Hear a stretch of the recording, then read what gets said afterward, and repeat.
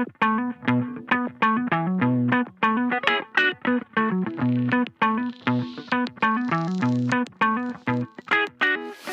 and welcome to the Over 50 Health and Wellness Podcast. I'm your host, Kevin English, founder of The Silver Edge.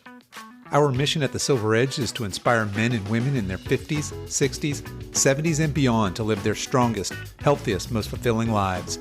In this podcast, we share stories of amazing individuals who are doing just that, to help motivate you to become the healthiest version of yourself, regardless of your age. And now, on to today's podcast.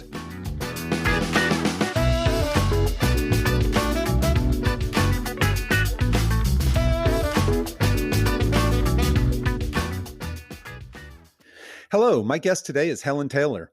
Helen is a 52-year-old CrossFit L1 coach, a 2019 and 2020 CrossFit age group online qualifier, a fourth-degree black belt, a nutrition specialist, a cyclist, and a marathoner. Helen, welcome to the show. Hi, good to be here. Yeah, it's great to have you. So I certainly want to dig into your fitness journey and where you are now, but let's maybe back it up and start at the beginning. Tell us a little bit about your childhood. Were you active as a girl? Not really. I grew up in a Greek home, so my parents are immigrants, came from Greece. So we were not really encouraged to do a whole lot of sports when my parents came here to America. My brother was, but not so much for the girls back then. So I did a little bit of figure skating, and that was about it for fitness as far as, growing up. Ran around the neighborhood trying to keep up with my brother, playing soccer and things like that. But that was about the extent of it. And so I take it you grew up, you're in Michigan now, right? So Yes. If you were in figure skating, I guess probably somewhere up north. And then when you got into, say, high school and collegiate years, were you more active then, or what was your fitness looking like then? No, I didn't do much in high school either, other than, just, doing a little bit of bodybuilding. That was probably about it, but I didn't play any sports in high school. Didn't run, didn't cycle, didn't do anything. Pretty much, did school and worked part time, and that was about it. So, like I said, we weren't really encouraged growing up to play sports and to be active. And it wasn't that, my parents didn't think it was important, but I think that back then, and especially in my culture back then, it was something that was primarily encouraged for boys to do.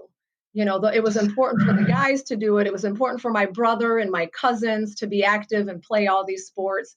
But for me, it was more, encouraged to be at home and help out and things like that. So you mentioned that, I guess, at some point early in your life, you were introduced to bodybuilding. How did that come about? It came about through a friend that I had growing up in high school. He was really into bodybuilding, and he was, that was his thing. So he would encourage me to come over and hang out and lift some weights. So that's how I got introduced to that. And my brother was into bodybuilding as well. So I would, go over there and see if I can hang out with the guys and, do some curls and some squats and things like that. But that was about the extent of it. Right. And obviously, I guess that was the very first experience with the barbell, but that's going to feature dramatically here later in your life, right? So, yes, for sure. So moving along then, I know you were married, you had kids, right? Yep, just one. My Just husband one? and I. Yeah, we've been married for, it'll be 30 years this July. Wow, So fantastic. yeah, Congrats. we've been we met in high school. We didn't date in high school. I didn't even like him in high school. So again, we've been married 30 years. We have one daughter. And that was it. And so during the years when you're raising your daughter and you're obviously a mom, a wife, I assume maybe even a career, what was your fitness like at that time? Were you starting to get more into fitness, or where were you then? Yeah, actually my fitness journey started when after I got married. So when shortly after my husband and I got married, I wanted to, I felt like I needed something. I was working full time, but I didn't. I felt like there was something in me that wanted more. So I just started running outside by myself. At night in the winter, and I wasn't a very good runner. I knew nothing about running, but I just would go out there and start running. Then my husband started getting into cycling. Primarily at that point it was mountain biking. A friend had introduced him into mountain biking, and he asked me one day, hey, would you want to do this? So I thought, all right, so we bought the cheap bikes and started heading to the trail. And I remember I felt so empowered, like I'm riding my bike on these trails and going over rocks. And obviously this is a very beginner trail, but that was when my love for fitness started. Was back then, mountain biking and that little bit of running I did, and the running didn't last too long. It kind of was. I kind of The biking kind of took over a little bit at that point because it was something my husband and I were starting to do together, and it was new for both of us, so it was kind of exciting. And we would get my mother-in-law to babysit on the weekends, and we would head out to the trail and mountain bike. So that was the start. And is that's still something that you're active in today? Is that right? I do, absolutely. Hmm. Not as much. We boy, we went through this. I mean, we took it big.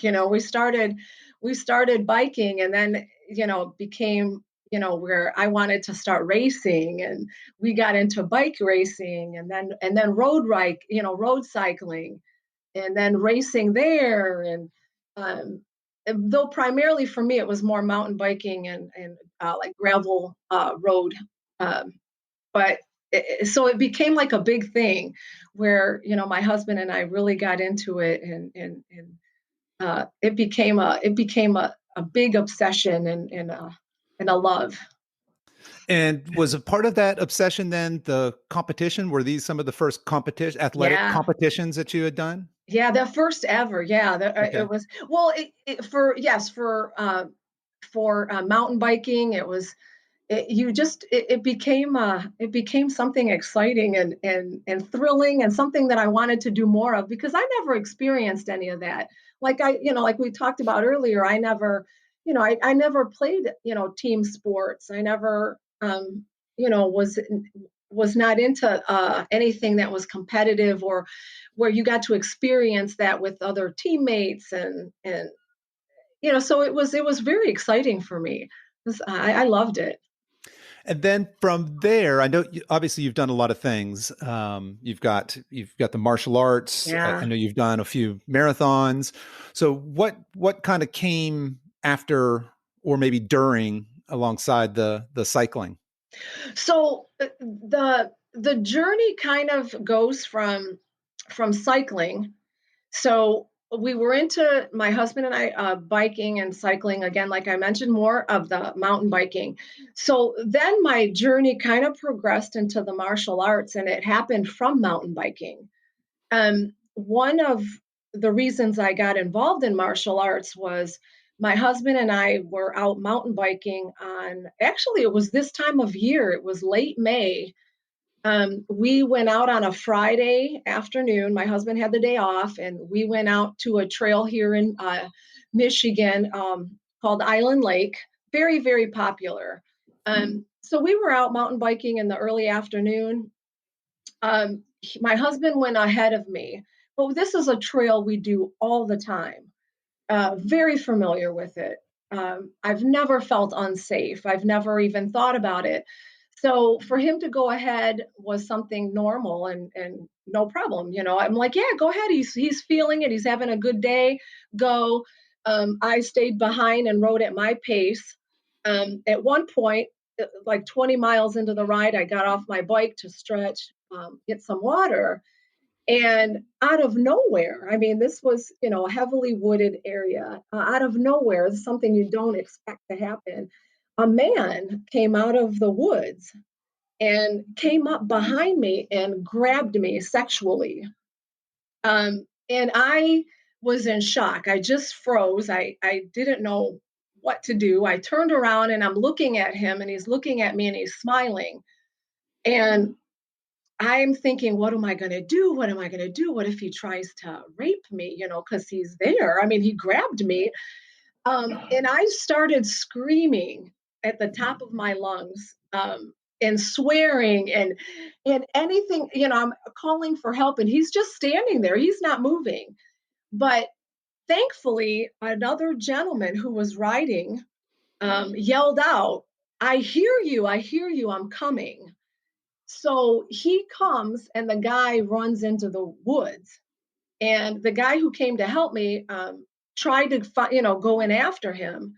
But the trail is not conducive to going off the path with your mountain bike. So, he helped me. He came back. He helped me. We found the park ranger, made a report, filed, reports, got a sketch of him, but never found him. So it was so scary for me. And I came back feeling so upset because he took away something that I loved so much. And he made me afraid to want to go back to biking. So I went through a period of several weeks where I wouldn't bike with my husband. I was afraid. I didn't want to go on the trail. And it lasted for a while. But so my husband said, maybe we should look into getting some type of self-defense training. And that's where my martial arts came in, is I looked vigorously for a very good school that I felt that I could get involved in. Found a school, only decided I was going to do self-defense there. But then fell in love with the whole martial arts part of it, So my journey, I went back to mountain biking, kept mountain biking, but then added martial arts to my journey and ended up, getting, my first degree, second degree, third, fourth degree black belt, becoming a master in Taekwondo, and ending up teaching, and made it a big part of my life for the last, it's been over 22 years that I spent in the martial arts. And I kept biking and kept, and martial arts has always been in that journey. And it's made me who I am today. I owe so much, so much, that I have learned and benefited from martial arts. Yeah, I can picture that pretty easily. It sounds like you had that terrifying experience and then getting into the martial arts and getting that confidence back and reclaiming some of yourself and getting back out on the bike again. That sounds like quite a journey. And for what little I've heard about you and know about you, I see how that can kind of fit into this whole picture here. So it sounds like when you get into something, maybe you're all in, right? Yeah. So with the cycling, all in, Yep. and then becoming empowered through martial arts, and Yep. not just empowered, but falling in love with it, being competitive, I imagine. And then teaching. Are you still active teaching, or? Not so much now. Yeah, I keep in very close contact with my martial arts school, all my fellow instructors and students. We're a close bunch, so I keep in touch with them. But at this point of my journey, I can't I have to focus on. I've had a tough journey learning, and this has been a tough lesson. Becoming the jack of all trade and the master of none. Right. So, I've had to put some things aside that I deeply love in order to pursue a bigger goal. Right. Right. So it's hard for me. My personality is, like you said, I am all in, and I love so many things, and I love doing so many things, and I sometimes don't like giving something up or putting it aside for something else. I get a little resentful at times. Okay, I can see that. And then, okay, so we've got the biking, we've got the martial arts. Would it be, let me guess, is it running, marathoning maybe Yeah, that's that came comes up next after. in your life? Yeah. Okay. Yeah, because then it became something I thought, look at, I never thought I could do these things Mm-hmm. because growing up, I was never encouraged to do these things.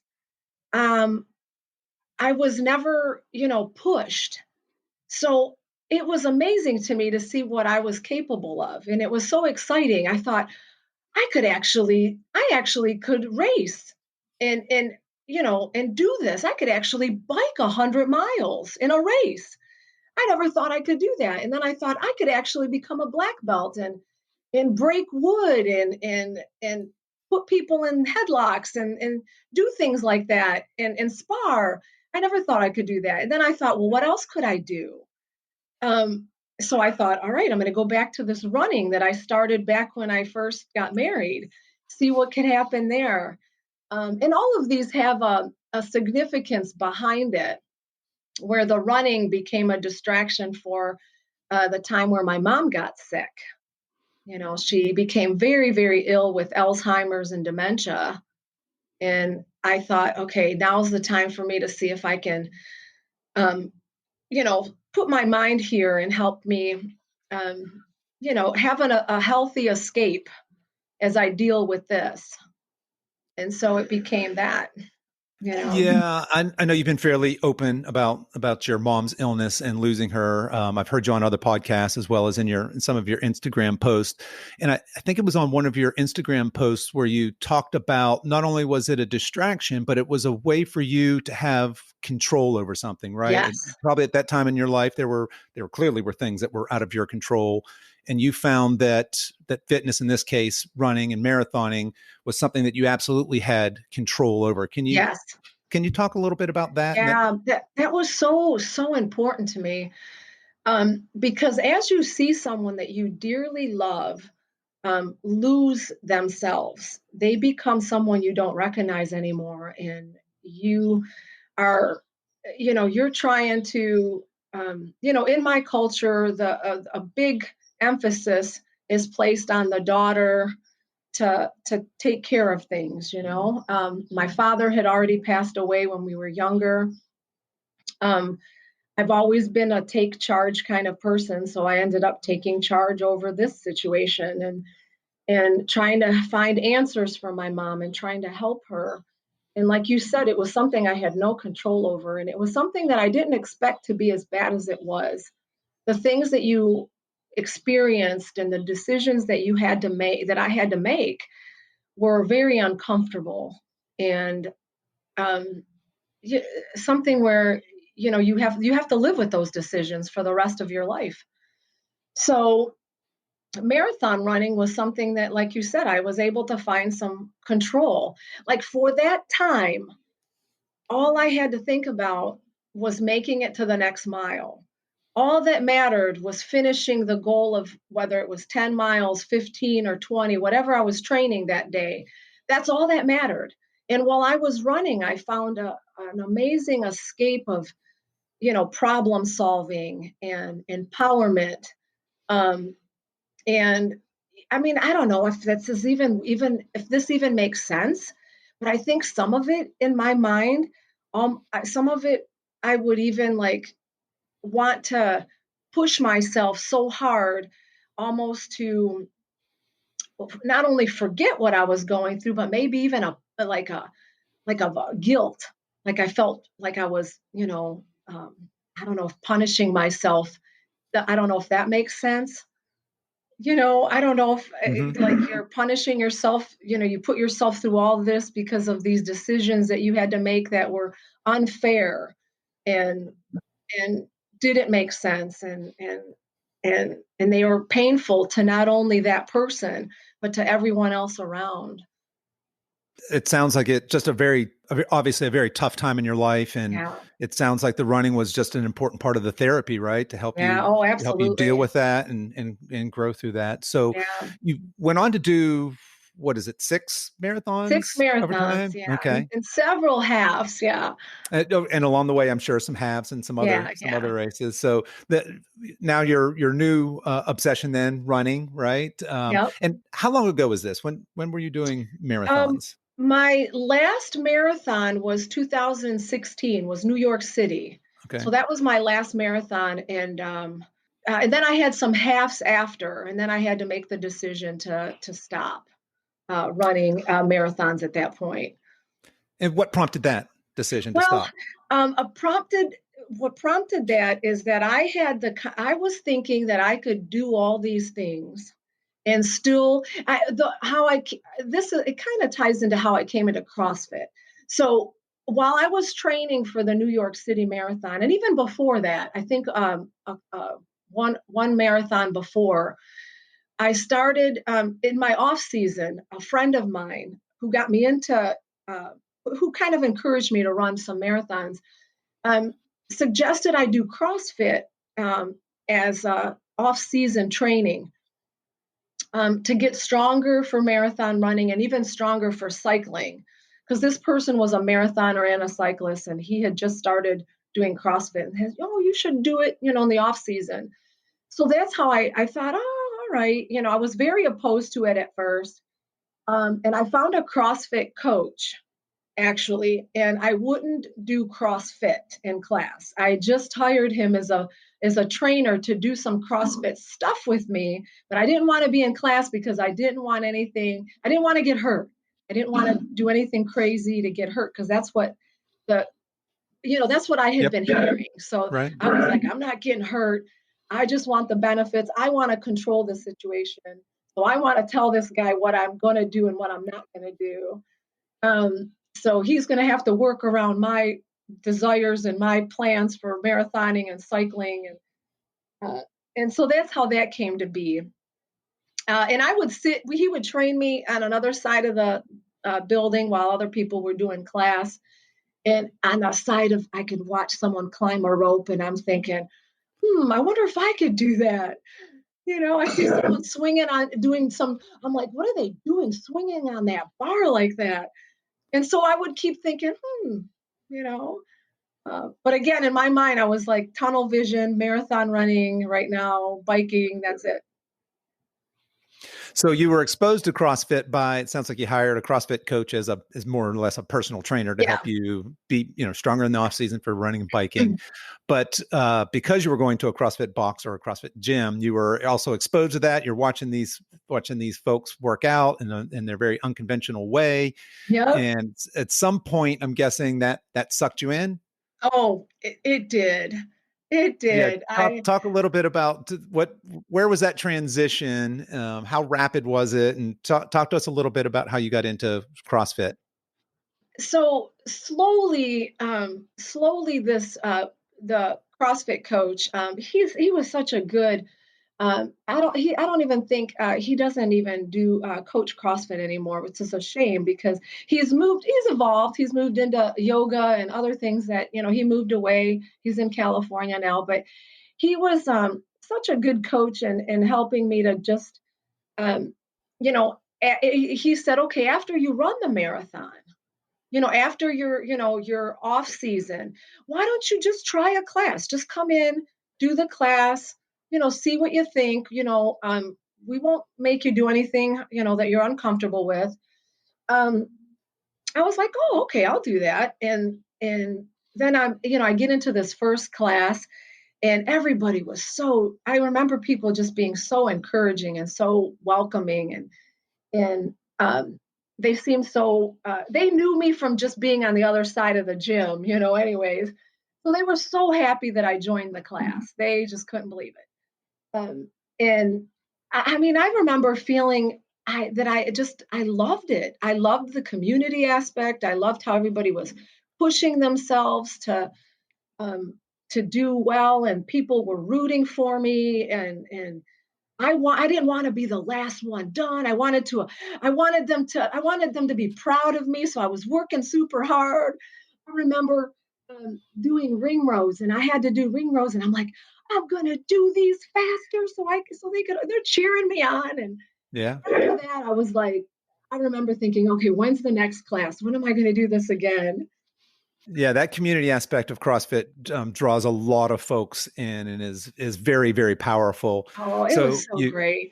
you got that first class, that first taste of that, and is it fair to say you never looked back, or? I never did. And then it became where I still kept up my running and the cycling, and I just, was in, doing CrossFit classes. And then my husband, I remember him saying, I think you're going to end up doing CrossFit now. He goes, I can see it. And I'm like, no, I'm just doing this right now for off-season training. I won't. And then I remember hearing about the Open, Mhm. um, and hearing about, this online competition, and they all encouraged me to sign up. And I did it scaled. Obviously, I Mhm. didn't know much. And Why don't you? Sorry to interrupt, but why don't you? Because not all our listeners are going to know what the open is, and not all our listeners would know what scaled means. Why oh don't you yeah, take yeah, just a yeah. second, talk about what the worldwide open is, and then maybe just a high level difference between RX and Sure. scaled. So the CrossFit Open is an online worldwide competition for CrossFit. And it's like the Olympics for CrossFit. Everybody trains for it and looks forward to it for that one time of year that it happens. And it lasts for 5 weeks. That you get the workout announced on a Thursday evening at 8, and then you have like the weekend to do it. And you videotape, and you put your scores in online, and you get judged. And it's so encouraging because people motivate you, and people do special things like have Friday night lights, what they call it, where everybody competes together, and it's a big deal. It's a big deal for 5 weeks.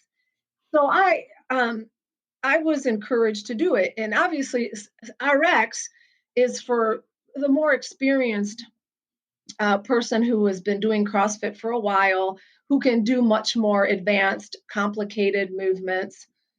Scaled would be for anybody. Anybody can do it, and there are movements that are brought down to a level that is accessible to most anybody. And you're judged in that division for scaled, or you're judged in the RX division. And I thought, obviously, I can't do all the hard stuff, but I'll do scaled.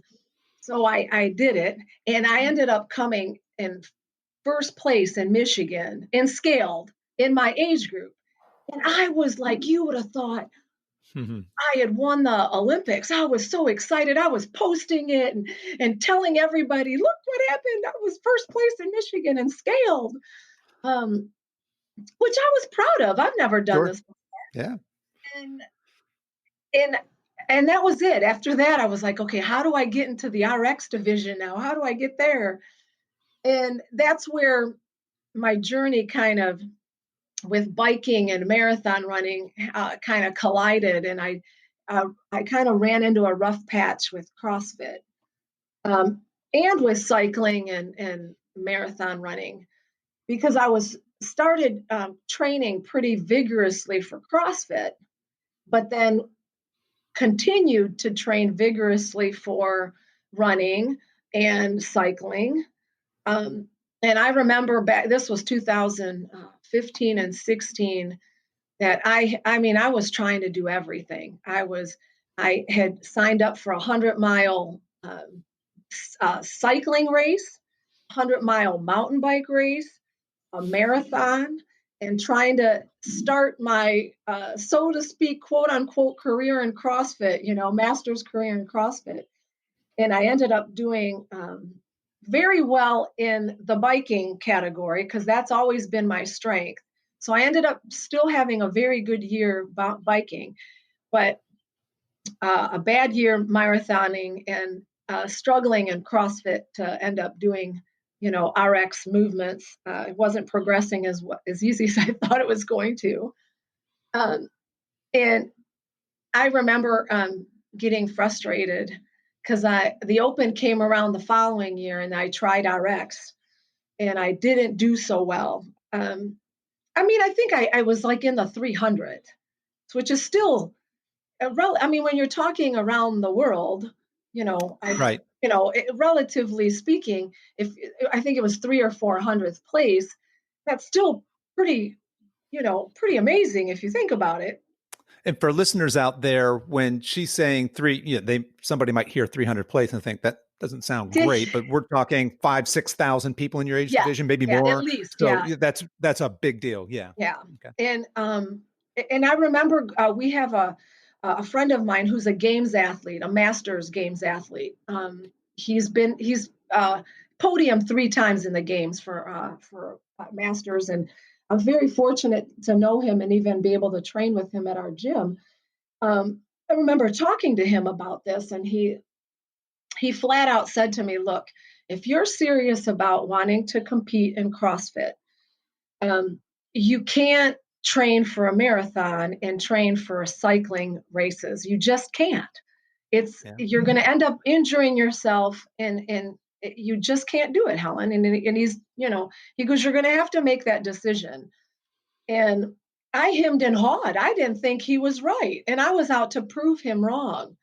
Um, and that's where I ended up not doing well at all. At another half marathon I did, I ended up hurting myself, um, struggling in the half marathon, and again struggling in CrossFit, making that top 200 because of it. So I ended up, learning the hard way to say, okay, I have to let it go, and I have. I haven't ran any marathons, and have not done any biking competitions um, at all. Just focusing mostly just CrossFit now. In the intro of the show, I mentioned that you were a two-time age group qualifier. And what that means is that you were in the top, because you just referenced the top Yeah. 200. So the top 200 out of that worldwide open in these age divisions will go Yeah. on to the next phase, which is the online qualifier. And then from there, the top, I think, 10 go to the Yeah. actual, Yeah. the games, which is Sure. the ultimate, they decide who's first, second, third, that sort of thing. So that's amazing. You decided you wanted to be an age group qualifier.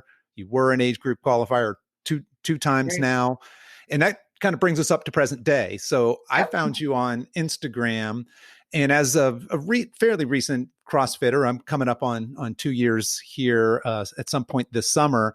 I was really enjoy your Instagram because you are crushing your wads. Thank you. Now, for people listening in the future, we're recording this in May of 2020. And so we're right in the middle or in the midst of all this COVID-19 Right. craziness. So most of us are not in our gyms. You obviously have a lot of equipment at home and you're not missing a beat. It looks like Oh, every day you're just savagely getting thank after it. you. You do a great job of not just posting, videos, snippets of your workouts, but you're posting actually kind of what your workout Yeah. layouts are. Yeah. And so is it safe to say that you're really, let's see, we have the open coming up this fall.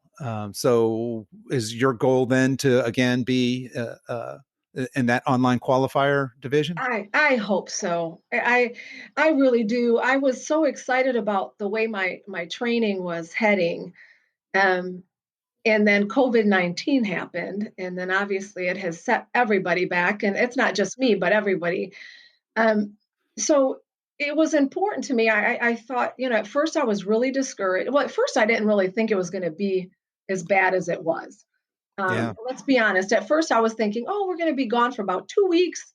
We'll be back to normal.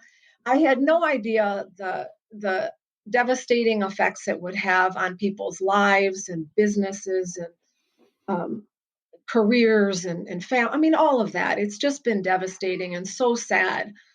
And it's not just me; it's everybody around the world who's dealing with it. So I'm no different. And like I said, at first I was, discouraged when I started seeing everything happen. Um, so then I just made a commitment to myself and I thought, okay, now I'm just going to act like I have to train like I do every day, like I would normally. So you get up, I'm going to do the same thing I do. I'm going to eat, plan my workouts, try to follow my programming as best as I can, and just do what I can. And that's basically what I've tried very hard to do. The biggest thing I lack here at home is gymnastics equipment. which is my biggest weakness. Mhm. So it's not it's not helping me one bit, but it's okay. I mean, it is what Yeah, it is. we're I'm all thankful I can do making what I do. can. Yeah, I see that you're outside Yeah. quite often, most often, I think, Yeah. even in inclement weather. Yeah. You've got some great videos of you getting after it with some Olympic lifting in what looks like maybe a living room. Yeah.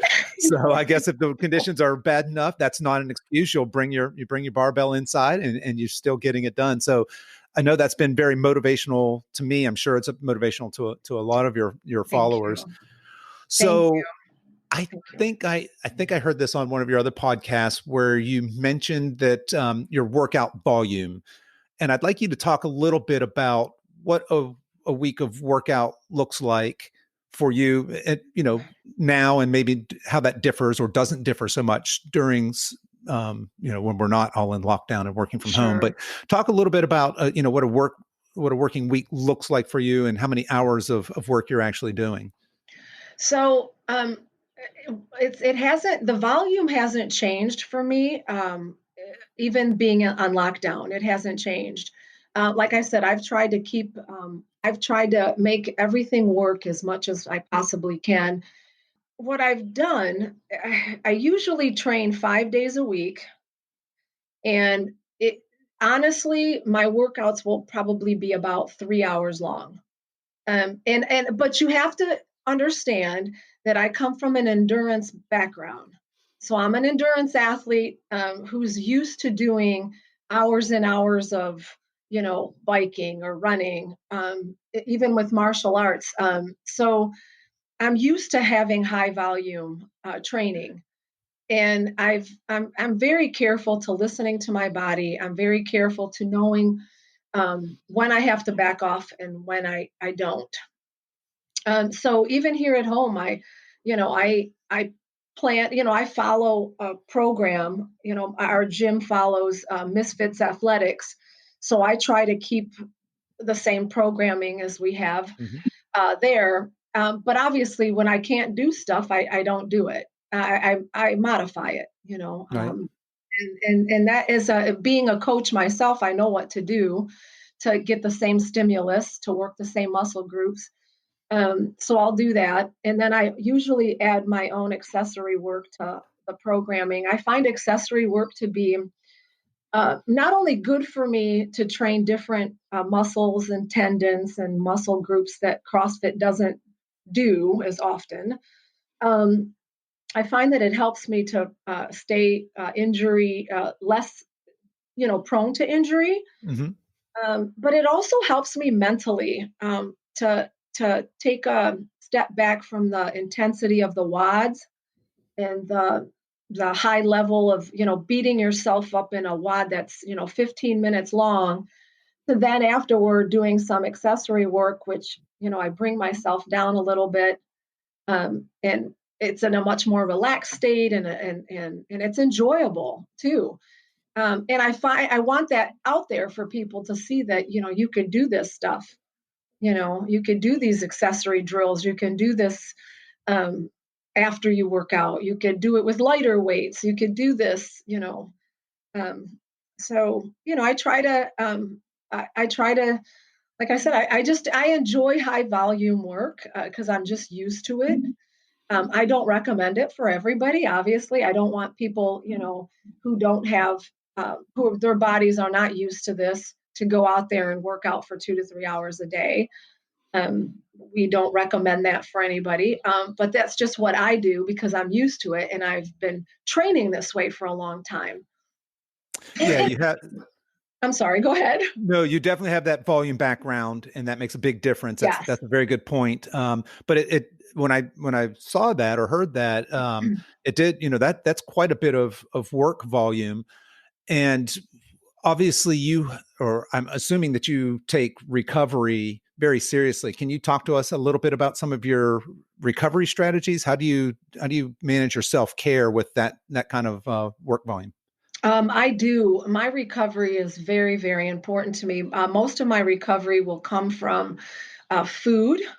What I eat. I eat quite a bit, and I don't. that's something that I don't skip back on. And I eat carbs, and I eat good carbs, and I make sure that I am always eating. I eat so much food throughout the whole day. But there's also other things that I do. I mean, I sleep. I've been known to take naps in the afternoon, guilt free, because I'm going to be 53 in August. So, having this type of work volume, if I don't get, I mean, sleep's your best recovery, period. Over food, sleep's the best.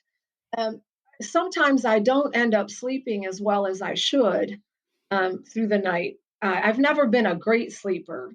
So for me, finding a time in the afternoon where I can take an hour and shut everything down and sleep does me a world of good. I used to feel guilty about it, but I don't anymore because I realize how important it is. Um, and then I also take time to do nothing.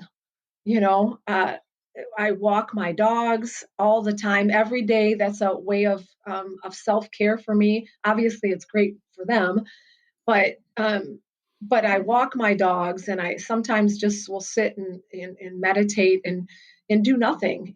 Just sit in my backyard or and find some. I love to decorate. I love to be creative. That's a side of me that nobody really knows, but I love to paint and create things. So I will be known to, rip something apart and then just spend hours redoing it and figuring out how to, make it work and look better because it just makes me feel relaxed, and it helps me. It helps me mentally and physically. But also, I make sure, to get in mobility work and stretching. Probably not as good. It's weird thinking being at home, you'd think you'd be doing it more, but that's probably been my biggest weakness being at home is that I haven't been as good with my mobility work. My coach would make me do it at the gym. He doesn't make me do it here. And it's easy for me when I'm done to just move on to something else. And that's the type of person I am. Like, you can't tell me, I got to work on this because I'm not good at adapting to this part of myself. When I'm done with something, I'm done. I'm done. I can't do it later.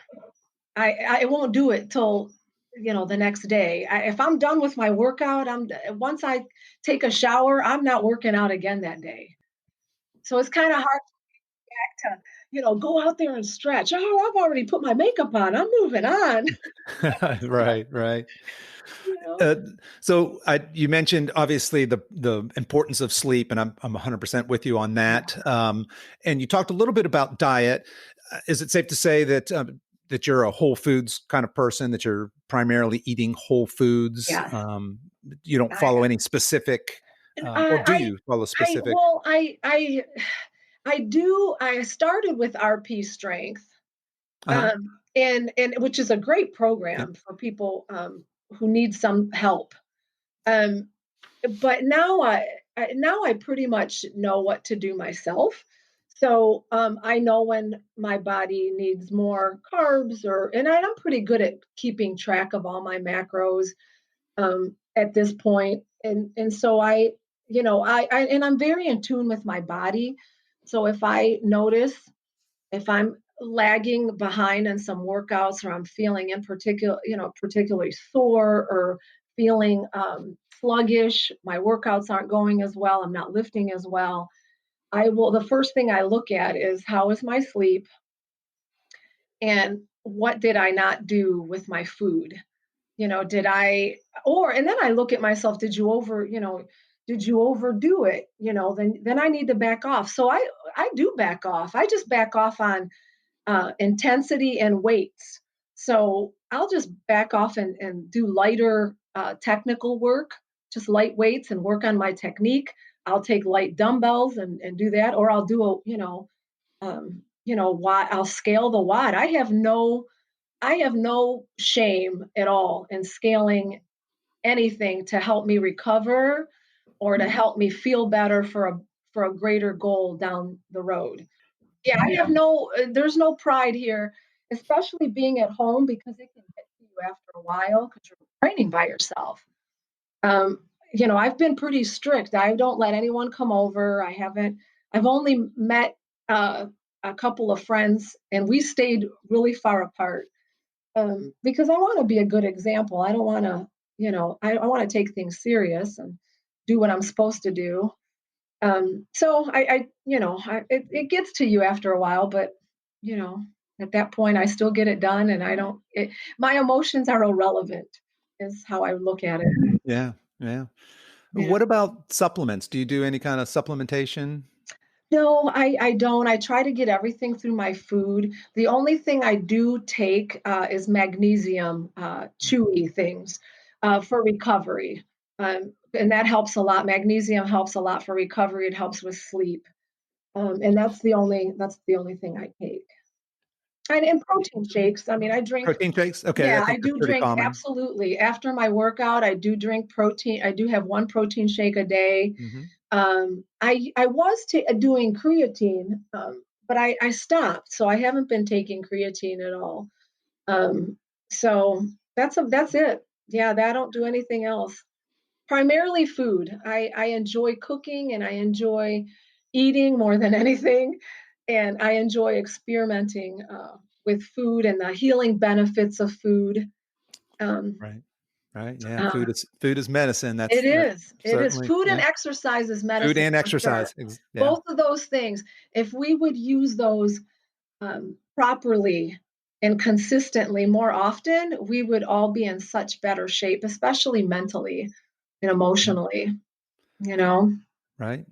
Well, and I think that as a culture, if we were all embracing food and exercise as medicine, we'd be in a better place to handle things like coronavirus, for Yeah. example. I mean, Yeah. clearly, as well as the emotional and mental benefits of things like that. Do you use any kind of biofeedback devices? Are you a Whoop user or No, I'm not. okay. I've toyed around with it. I'm pretty old school. I have a massage, Theragun, Hmm. and I do use that for getting my traps are the worst part, so I will use that. But other than that, no, I don't. I don't do it. And it's funny because at my gym, I mean, I have access to all kinds of wonderful equipment and recovery equipment, and I probably should be using more of it, and I don't. You know, I don't know. At this point, I'm like, I'm old. I'm always something is always sore. You know, Yeah. Uh, Yeah. I don't feel like I used to, but I'm thankful for where I'm at. Well, Uh, you're certainly an ambassador for aging well. I Thank think you. anybody that watches you work out can testify to that. One of your Insta posts, your Instagram post, you say, "I don't do all this work to look good on the outside.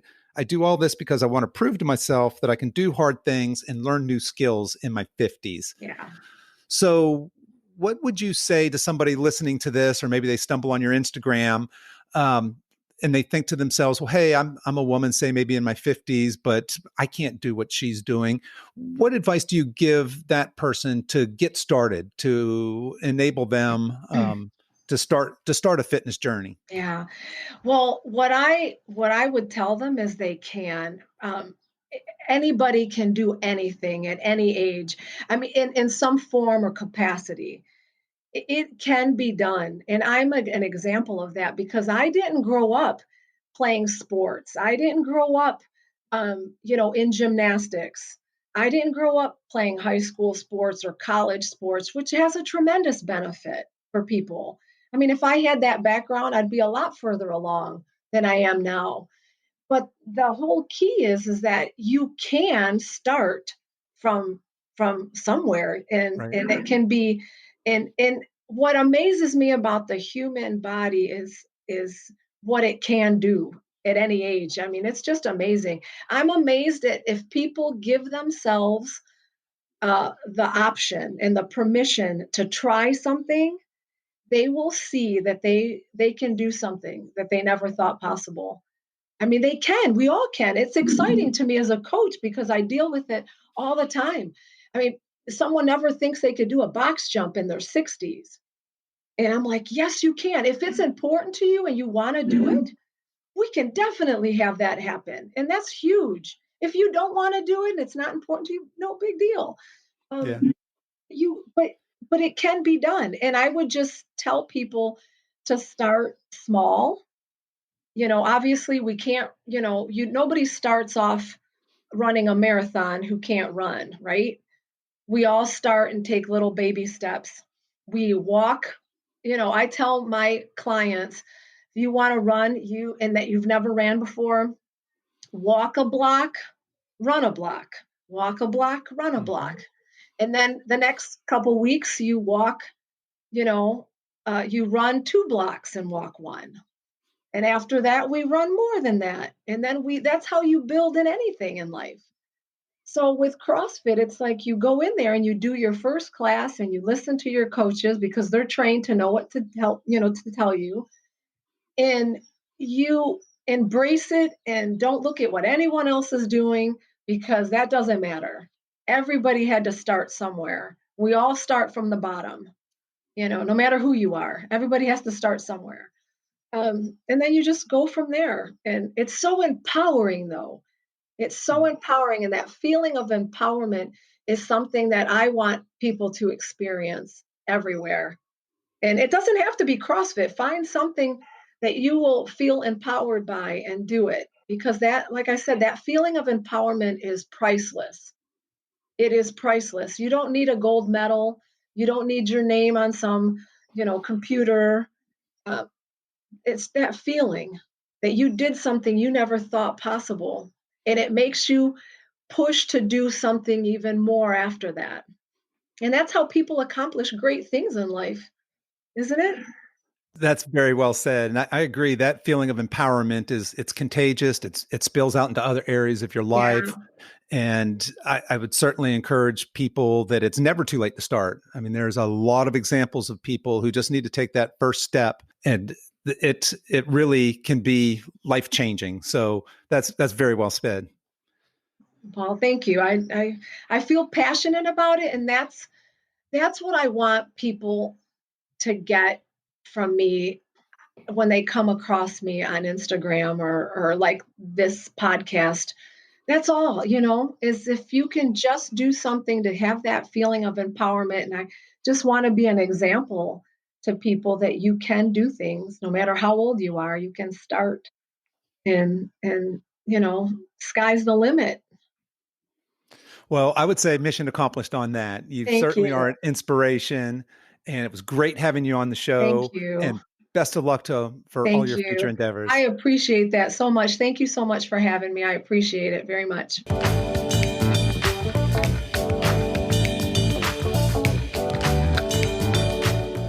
Well, that's our show for today, folks. If you enjoyed today's episode, please tell your friends and please consider subscribing and giving us a 5-star review. All the show notes and much more are available at our website at silver-edge.com. That's silver-edge.com. So until next time, stay strong.